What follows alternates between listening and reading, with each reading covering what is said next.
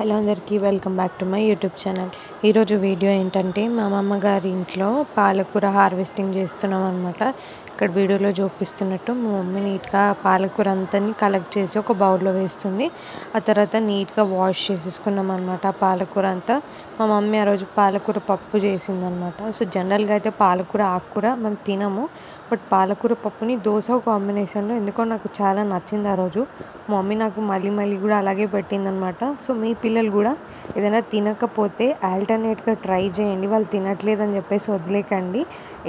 ఇంకా leafy vegetables అనేవి చాలా ఇంపార్టెంట్ కాబట్టి తప్పకుండా ట్రై చేయండి. కొంతమంది స్పినాచ్ అసలు చాలామంది తినరు, బట్ ఇలా డిఫరెంట్గా ట్రై చేయండి. ఓన్లీ రైస్తో కాకుండా చపాతీ లైక్ దోశ అలా ట్రై చేయండి. వీడియో యూస్ఫుల్ అనిపిస్తే నా ఛానల్ని సబ్స్క్రైబ్ చేసుకోండి.